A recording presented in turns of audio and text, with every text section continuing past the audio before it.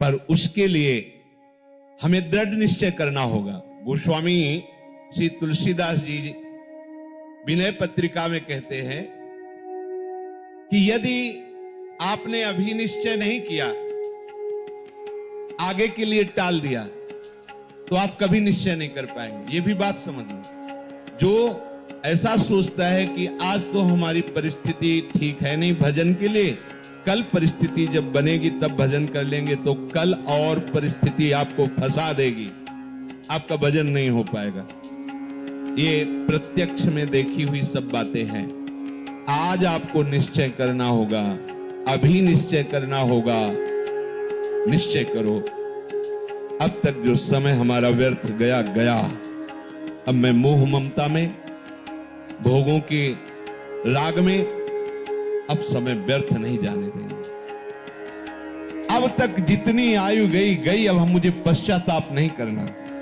कल किसी ने एकांतिक में वहां प्रश्न किया था कि हमारा बहुत सा जीवन व्यर्थ चला गया, मुझे लगता है कि अब मुझे भगवत प्राप्ति नहीं हो पाएगी, क्योंकि पूर्वाभ्यास विषयों का है, बहुत सा जीवन विषयों में चला गया, अब मेरा कल्याण कैसे हो सकता है।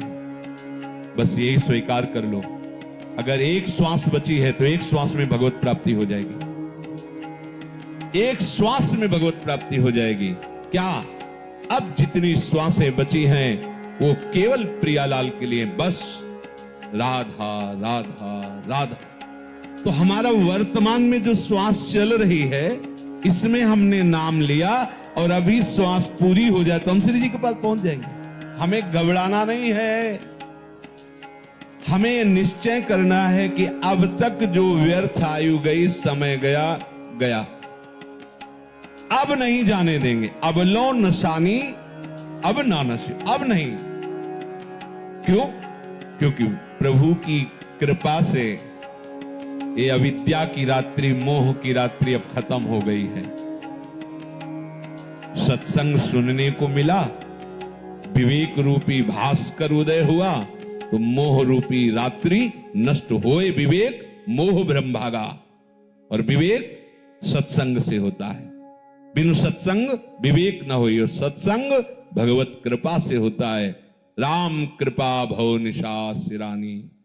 अब हमारी जो माया की रात्रि में, मोह निद्रा में मैं सो रहा था, भगवत कृपा से इस प्राप्त सत्संग में विवेक का जागरण हुआ, और मैं जान गया हूं अब पुनः बिस्तर नहीं लगाऊंगा, अब मोह में नहीं सोऊंगा, अब किसी भोग को सुख बुद्धि से भोगूंगा नहीं, अब किसी से राग द्वेष नहीं करूंगा, अब एक क्षण भी भजन के बिना व्यर्थ नहीं जाने दूंगा।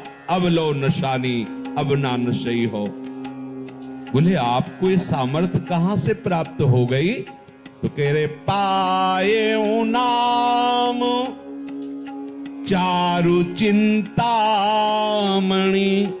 उर करते न खसई हो।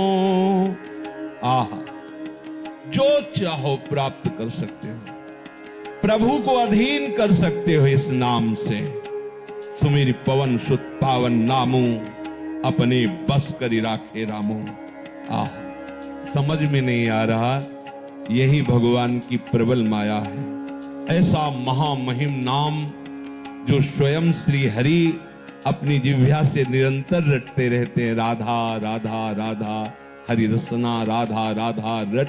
जो राधा राधा बोलता है, अनंत जन्मों के जितने भी शुभ अशुभ कर्म बांधने वाले प्रभु उन सबको नष्ट कर देते हैं, आगे लिखते ही नहीं है। ऐसे समर्थ नाम को प्राप्त करके भी आप यदि क्लेशित है, दुखी है, अशांत है, राग द्वेष जनित उससे जल रहे हैं, तो आप समझो कि आपका अभाग्य ही उदय हुआ है। ये जो नाम रूपी चिंतामणि मिली, बहुत स्वादिष्ट है।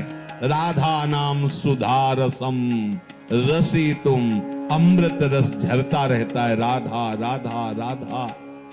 पर अभी हमारी जिह्वा विषयों का स्वाद लेती रहे, इसलिए राधा नाम का स्वाद नहीं मिल रहा। रटते रहिए तो राधा नाम सुधा रसम का स्वाद मिल जाएगा, फिर ये छूटेगा ही नहीं। राधा राधा राधा वल्लभ राधा वल्लभ। ये विस्मरण ना हो, सब ठीक हो जाएगा, सब ठीक हो जाएगा। मान लीजिए आप, और आप सोचे कि मैं अपने संकल्प से रोक दूं, तो इतना बड़ा आप में अभी सामर्थ्य नहीं है कि संकल्प से विषय आकर्षण को रोक दो। रसबल छूटे जो विषय, तब ही तो सुख होए। जब नाम रस आ जाएगा, राधा नाम सुधा रसम, ये सब आपको ऐसे बमनवत दिखाई देने लगेगा।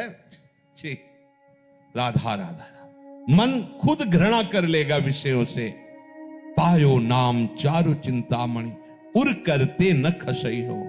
इस पर ध्यान दीजिए, यदि नाम नहीं चल रहा है तो ये मन तुरंत ऐसे जाल रचेगा कि आपका पतन करवा देगा, पक्का। इसीलिए कहा हनुमंत विपत्ति प्रभु सोई, जब तो सुमिरन भजन न होई। जब सुमिरन भजन नहीं हो रहा तो विपत्ति है क्या, कि ये माया का कोई न कोई जाल हमको आकर्षित करके फंसा लेगा। हानि हरिवंश के नाम अंतर परे, लाभ हरिवंश उच्चरत बानी। जहां नाम बानी छूटा, हानि ही हो गई। कोई न कोई वृत्ति हमारे अंदर जलन पैदा कर देगी, नया संस्कार भोगों का पैदा कर देगी। श्याम रूप सुचि रुचिर कसौटी, चित कंचन ही कसई हो। अब लो नशानी अब नान सही। कह रहे हैं नाम का निरंतर जब चलने लगता है तो प्रभु का रूप प्रकाशित हो जाता है। प्रभु का रूप कोई ध्यान कर सके ऐसी मन बुद्धि में सामर्थ्य नहीं है, पर जिस समय हमारे हृदय में नाम चलने लगता है, जैसे ये कहा जाए कि आप प्रियाजू के रूप का ध्यान कीजिए, तो रूप का ध्यान तब होना जब वो प्रकाशित हो। प्रियाजू किसी की कल्पना का विषय तो है नहीं। प्यारोडुम क्षमते नहीं अच्छी सुखा दिए नाम तु ध्यान गम। और प्रभु के लिए भी कहा गया है, श्याम सुंदर के लिए भी, यो ब्रह्म रुद्र शुक नारद भीष्म मुख्य रालक्षितो न सहसा पुरुषस्य तस्य। इन बड़े बड़े महापुरुषों के लिए कह दिया गया। मुनिमन ध्यान धरत नहीं पावत। बड़े बड़े मुनिजन प्रभु श्री हरि का ध्यान धरना चाहते, पर वो पूर्ण रूप से हृदय में उनका ध्यान नहीं लगा पाते। ये प्रभु के रूप का ध्यान कब होता है? बोले जब नाम को निरंतर हृदय में चलाया जाता है। हृदय की बात हो रही। जब नाम जिह्वा से चलता है तो कंठ में आता है, कंठ से हृदय में आता है। रोम रोम जब रग रग बोले, तब कछ स्वाद नाम को पाए। हर नस नाड़ी में नाम विराजमान। अरे अद्भुत महिमा नाम की, अद्भुत महिमा। नाम जो रूप है सच्चिदानंद में, वो आपकी कल्पना नहीं है, वो साक्षात झलकने लगता है, ये केवल नाम की सामर्थ्य से। इसलिए बड़े बड़े महापुरुषों को देखा है, पहले नाम, नाम के बाद रूप, नाम के बाद रूप का प्रकाश होता है। रूपाशक्ति ही लीला में प्रवेश करती है। जब रूपाशक्ति बढ़ जाती है तो छिन छिन बिहरत संग, छिन छिन निरखत प्रेम भरी, छिन जस कहत अभंग। यह जो कृपा हरिवंश की, वो प्रतिपल उसी रूप के सानिध्य की लालसा से युक्त होकर निरंतर उन्हीं के समीप रहने लगता है। और ये रूप ऐसा है, ये कौन बात जो अबही और है, ये प्रतिपल वर्धमान रूप है। इसीलिए कभी भी रूप का पान करते हुए तृप्ति ही नहीं होती, क्योंकि प्रतिपल वो नया नया रूप प्रकाशित होता रहता है। तो प्रभु के श्याम सुंदर रूप की कसौटी बनाकर चित्त रूपी सोने को कसूंगा, अर्थात हमारे चित्त में सदैव वो रूप समा जाए। देखो, सारी साधना का उद्देश्य एक ही है, चित्त की एक एक वृत्ति भगवदाकार हो जाए।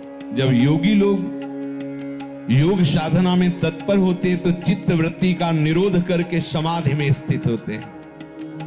भक्तजन प्रभु के नाम गुणगान के बल पर अपने चित्त की एक एक वृत्ति का भगवदाकार स्वरूप प्रकाशित कर देते हैं। मुरारी पादार्पित चित्त वृत्ति, एक एक वृत्ति भगवदाकार। समझिए हमारी उपासना का स्वरूप क्या है। हम तभी मानेंगे कि ये खरा सोना है जब कसौटी पर कस लिया जाता है। तो हमारे चित्त का परिवर्तन हो गया है। इसकी कसौटी क्या है? हमारे आराध्य देव